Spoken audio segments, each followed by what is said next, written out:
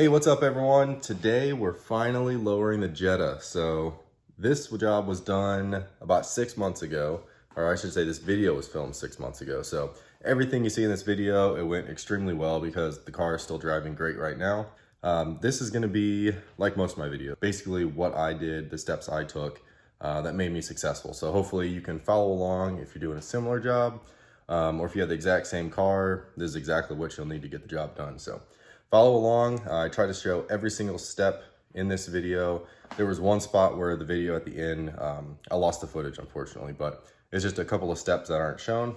Otherwise, everything should be shown to get this job done. So hope you enjoy it. I will follow up with another video in the future, just kind of showing a lot more driving shots, hopefully driving shots and some still pictures so you can get a feel for the height with the springs that I chose. So hope you enjoy. Leave a comment, let me know how you like it. Thanks.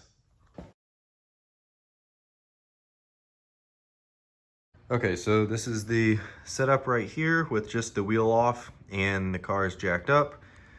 The first thing I did was went ahead and took off the outer tie rod nut. It's a size 18, and then you're gonna have to use a T35 as a backing to hold. You can kind of see inside there. So I'll demonstrate that real quick. I did do that off camera already, but as you can see, this actually comes out now. So I'll show how I did that real quick. All right, so when it's on there, you're just gonna have to get the 18 wrench on there and then use the T35 to come up through the wrench. And then you'll basically be able to hold this stud in here while you're using the wrench to get the nut off. Otherwise, it's gonna rotate if you don't have this also.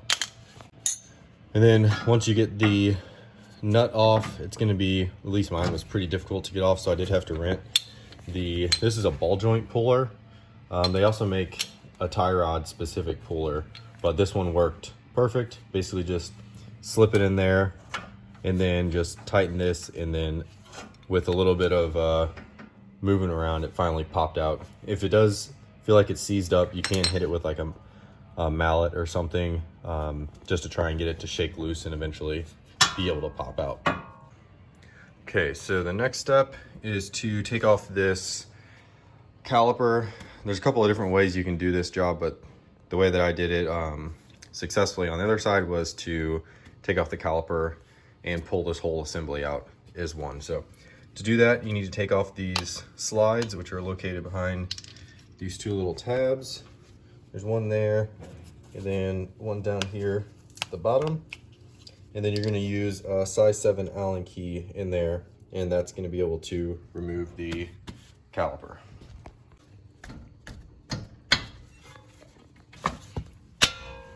Before you take the caliper off, you're gonna need to undo the wheel speed sensor, which is right here.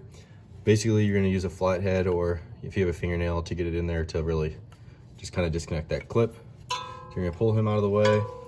Then you're gonna come up over here and undo this nut right here, unless you're able to get this brake line clip out, but it's easier just to undo that nut. So to get this nut out, it's a size 10, and it might be a little stiff to get loose, but you should be able to break it loose. All right, so once you get that bolt loosened, go ahead and set it aside, or you can also just put it right back in there. That way you don't misplace it. I'm just gonna sit here for the time being. So now your sensor line and the brake line are free. So you can go ahead and get this caliper off, which you're just gonna pop these clips out right here. Using a flathead. Caliper should come off pretty easy, as long as you got those slide pins out all the way. And just catch your brake pad because it will fall. So go ahead and move all this over, up out of the way. If you have a caliper hanger, that's ideal. Or if you have like a strong wire or something that you can kind of make do hanger with. And that way everything hangs out of the way during this, and there's no tension on this brake line. Okay, so now we're gonna work on the stabilizer link, which is up here. It's gonna be a size 18 nut, And then it's also gonna need the stud kind of stabilized while you're doing it, otherwise it's just gonna spin. So for this one, you need a M5 triple square. I believe you can also use an Allen key, maybe a star bit, but the actual fitting inside is for a triple square on this one. So depending on what your setup is, mine has it's for a size 13 socket. So that's how I hold it.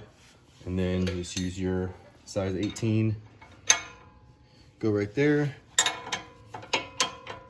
and put the triple square into the stud and just kind of twist against each other and try and break it loose. Once you break it loose, and it's not too bad to get it off, you'll just need to hold that that stud while you're twisting. All right, so once this link, you get this nut off this stabilizer link, you can go ahead and pull that out and just kind of put it out of the way. And then you're gonna come up underneath next, down to the bottom of the ball joint. And there is 3 screws here that are gonna need a size 16 on all 3 of these. And when you're taking them off, do loosen one and then go to the next one, loosen that one a little bit, kind of work in a pattern. That way you're not taking all of it off at once.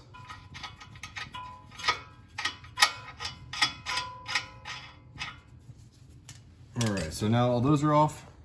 The last thing we have to do is get this drive axle out, which we're gonna use an impact for that.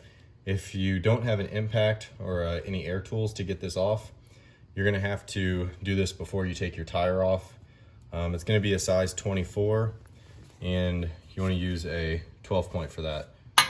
And so before you would have jacked up your car, you would need to use a 24 on this, get your center cap off your wheel, and then crack this loose just a little bit, just to get the initial, to break it loose initially. And then when you get to this point, you would be able to just get it out with a, just like a regular socket at that point. But for me, it's still tight, so I'm gonna use an impact to break that one loose.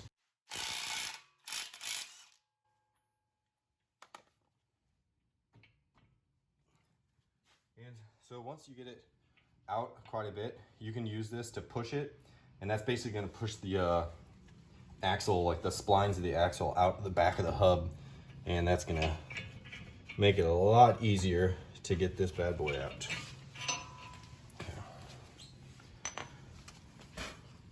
All right, so now that we got the axle out, we got the caliper off, stabilizer links out, tie rods out, and the ball joint nuts are off, we're gonna come on up to the top here, and all we have left is 3 13s on the top here, and we'll be able to get it all out. Pretty much the only thing holding it up at this point is the 3 bolts on the top of the strut. So what we're gonna do is take the jack and bring this jack in and just kind of support it a little bit at this point, just to make sure nothing moves when we take out these top ones.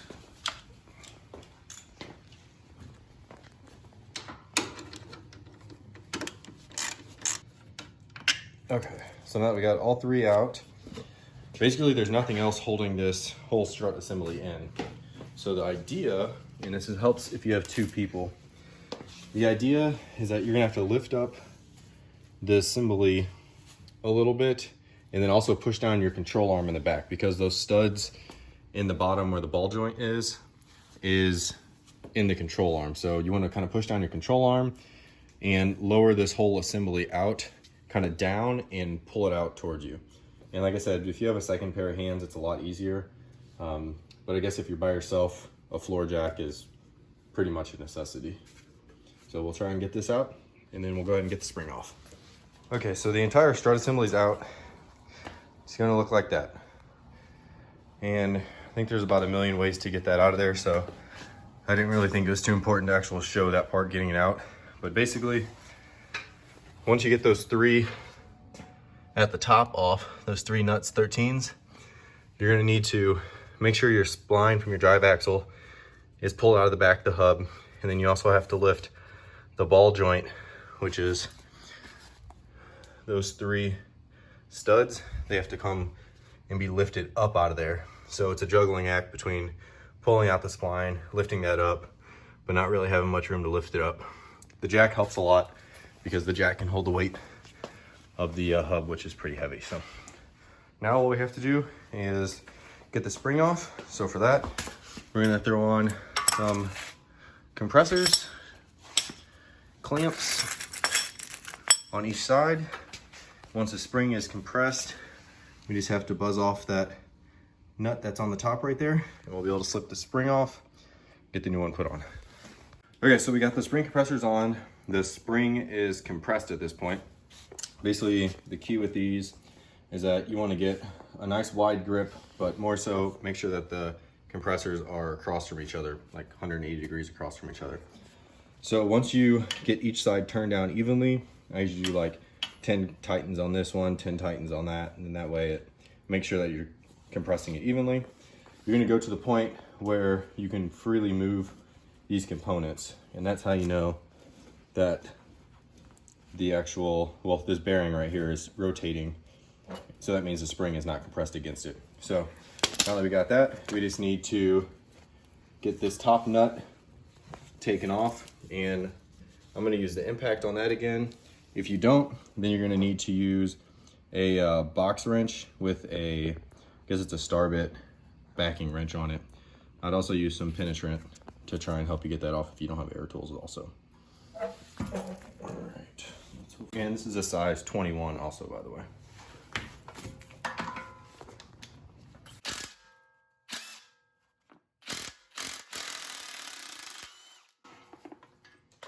That comes off, and we can go ahead and take everything out of here.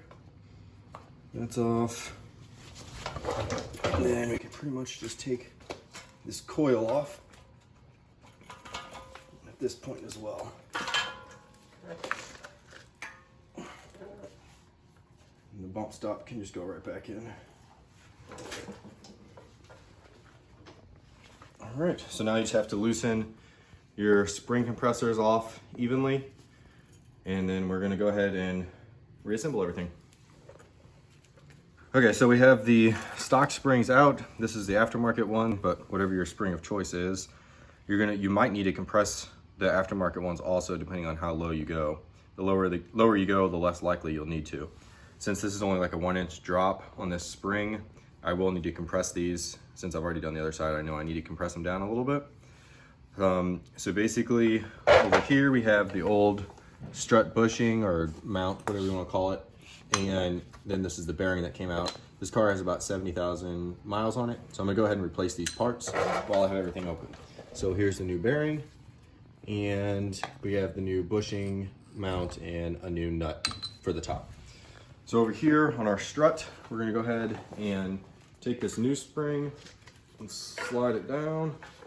Important thing here is that the spring sits against this little knob, and then also that the writing, that your spring is facing the correct direction, up or down. So this one has writing on the other side that you can read, and it clearly shows that's the way it should be facing.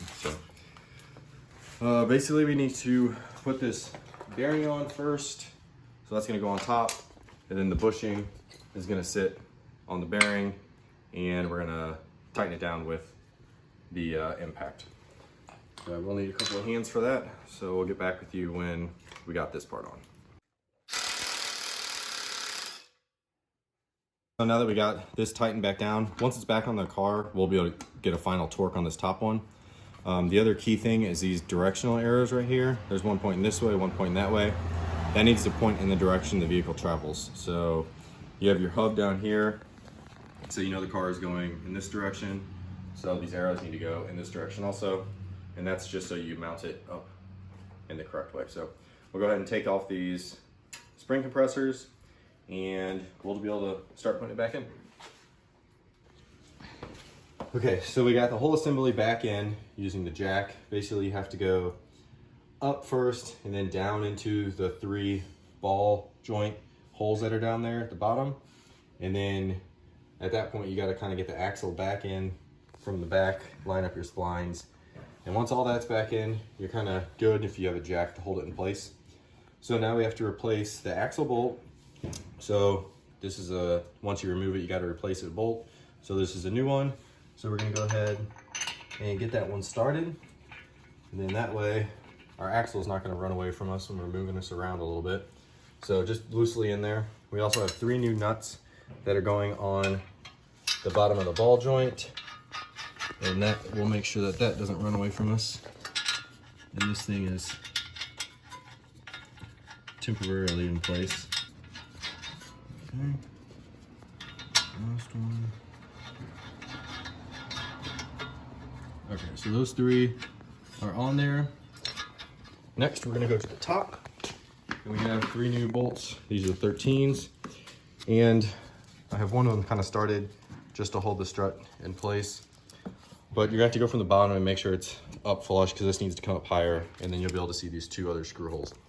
So at this point, it's just a matter of using your jack to kind of get the strut up to where you can screw it in the top.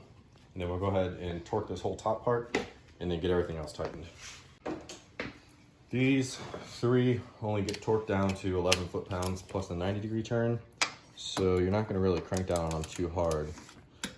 So those nuts on the bottom, the bearing there's 3 of them. Those need to get torqued to 74 foot-pounds. All right, so I have the stabilizer link all torqued down. That was 48 foot-pounds. So everything has been torqued, reinstalled in there. And the last thing is just the axle bolt here. That one I just put on as tight as I could get without the rotor starting to spin around. That needs to get the tire back on, and then you can torque that. I think it's about 148 foot-pounds and then a 180-degree turn after that. So almost done with this. All right, so time for the rears. So all we have here is the rear of the vehicle jacked up, supported on jack stands. I have the floor jack on the bottom of the control arm, as you can see right there. And it's just barely putting pressure on it, just enough for when we take that single bolt out right here, that the spring doesn't shoot the control arm down into the ground. So that 118 right there has to come out, and there is a nut on the back right there that you need to put a wrench on and just take that out. And once that bolt comes out, the control arm is going to be pushing a lot of pressure down on the jack. So that's why the jack is important to have right there.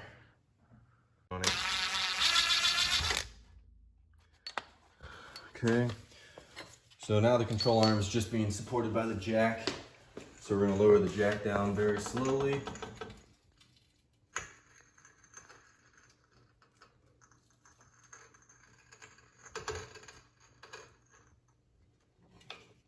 All right, so that control arm is hanging.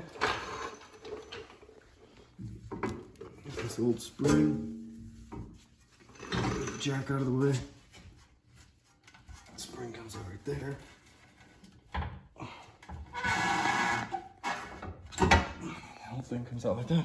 So down in there is the rubber, there you go, the rubber mount. And there's one on top that goes right there, but that's still attached to the spring. So that'll get transferred over to the new one.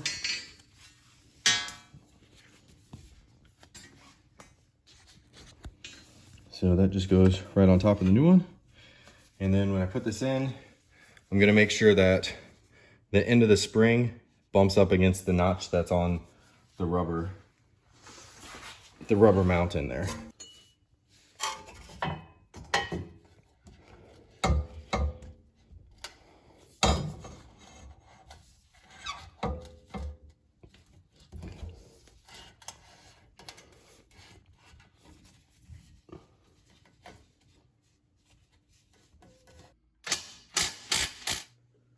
All right, so once that's torqued down, we're just gonna slowly lower it down.